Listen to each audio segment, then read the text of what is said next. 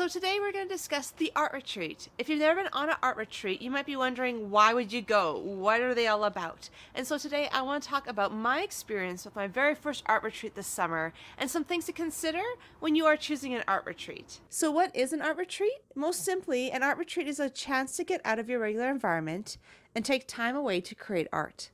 These can be structured, instructive classes or just a quiet place to get away and work on your art. A lot of professional artists do residencies where they can explore new ideas, work on new concepts, and look with fresh eyes on their creative process by working in a different location. But if you are new to the creative process, doing a residency or blocking time away to create can sometimes feel daunting. You may not have the skill set built up where spending hours away doing art is comfortable for you. This is where a structured art retreat can be a really great way to delve into the idea of an art retreat or a residency. So if you want to do an art retreat, I would suggest taking some time to research both the instructor and the location that you want to do your art retreat at. The art retreat that I attended was at Sorrento Center in British Columbia, Canada.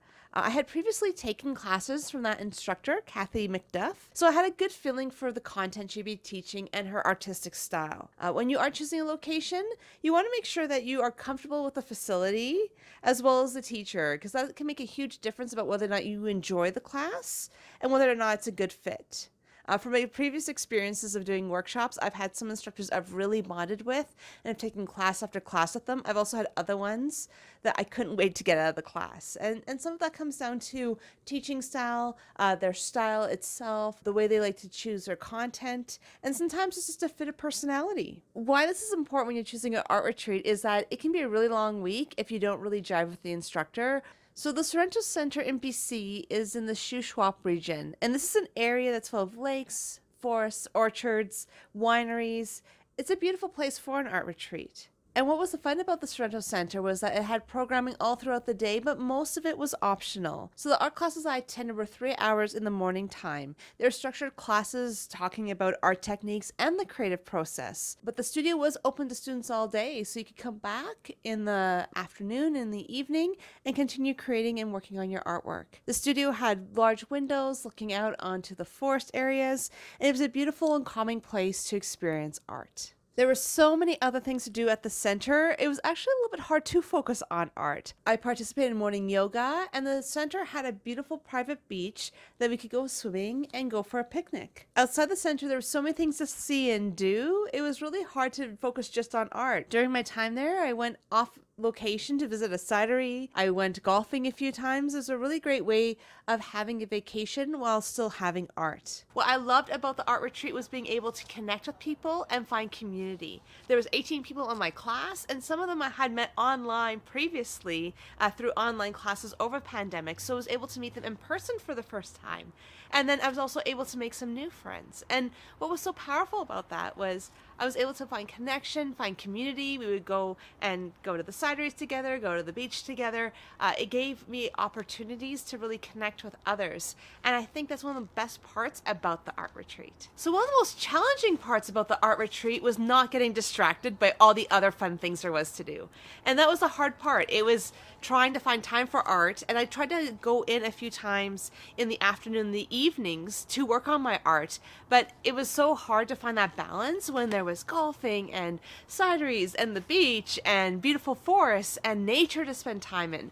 And so probably next time I would probably go for a couple weeks just so I'd have enough creative time to be able to work on my own thing, but also have time to vacation and relax in nature. So I've shared with you a little bit of my own experience, but why would you want to go on an art retreat? Why wouldn't you just spend time in your own studio creating art? So time away can be really great for us. It can give us a different experience. You see different trees, you see different things to be inspired by. I went around picking leaves from a bunch of different trees that I brought home and froze so that I could use them for jelly printing at a later date. For me, that being able to just get away from my regular environment provided a lot of inspiration. And the time away can also help us with those daily demands. We have so many demands on our time during the weeks and even during the year. And so being able to take a little bit of time for yourself to do an art retreat can be a really great way of just starting a really good creative practice, getting some ideas, and then being able to continue that on through the rest of the year. The second reason I would go on an art retreat is learning some new skills. I learned a lot of new skills while I was at this art retreat.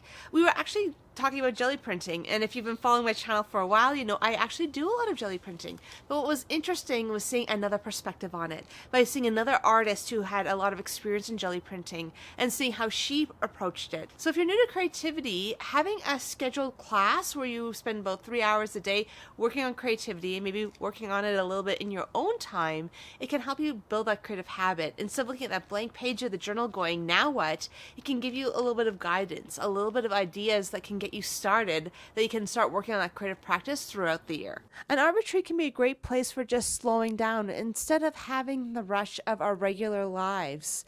By being able to take time to be at a retreat, that can be a little bit of a reset for us. I know for myself, I would start the morning with morning yoga with some of my friends. It was really hard at first to calm down and slow down enough to really enjoy the process, enjoy the fact that I had time to do yoga, to create, and that I was not on a schedule. It made me realize just how rushed my life had become, and so by having this chance to reset, it's affected just how my artistic practice and how I even work through the rest of my daily life. And an art retreat for me was more than just spending time in the studio. I went down to the beach, I was wading in the waves and collecting rocks. I was taking photos, and I was finding inspiration for the things around me that I wanted to paint and work on once I got home. And again, the fourth reason for me is just the making of new friends, finding that connection, finding that community. Again, I had met a lot of people online, and being able to meet them in person and get to know them better was amazing. And even with that, I met so many new people. We ended up talking in the studio. We ended up visiting outside of the studio, and I just met so many people and made so many new friends just through this whole creative process of being on an art retreat. I want to talk with you about alternatives to art retreats. Art retreats are so fun. It's nice to get away for a week. It's nice to be able to go on vacation and see somewhere different. But it does take time. It does take a certain amount of expense. So how do you do a little art retreat in your own space? So there's so many places I love to create in. Of course, my backyard. There are parks around Calgary. Downtown Calgary even has some really beautiful green spaces that are a little bit more architectural that I enjoy spending time in. But really, it could be a couple hours. It could be your lunch hour. It could be an afternoon. There's no limit to what you can do for being able to find those creative times in your life. I think art retreats are a really great way of doing a reset and helping you really focus on that creativity. But if that's not an option, there's so many ways you can create and find beauty in just the area around you. During this trip, I spent a few days in Kelowna, and I found this beautiful Japanese garden. And I went in the morning and took photos, and I told my husband I want to come back at night and do some sketching. And so we came back, and I spent some time working with watercolors and pencils and pens and being able to create some new art that was just inspired by my environment. So my final thoughts on an art retreat is they're a wonderful way to reset. They're a great way of just getting that sense of community, that sense of time to be able to create. But I think the biggest thing is we need to give ourselves permission, whether or not we are going away or we're just spending a few hours in a green space that we love. It's taking a time away from obligations and just taking a little bit of time for that self-care and for that creative practice. And so what have you done? Have you ever done an art retreat? Do you have a favorite place that you like spending your time? Please leave a comment below. I'd be more than happy to start a conversation with you. And I'd love to hear about where you spend your creative time. And if you've enjoyed this video, check out this video next. This is one that I have talked about creative blocks and about how you move past creative blocks and how I move past creative blocks when I'm struggling with creativity. Thank you for watching. Please subscribe, like this video, and I will see you next time.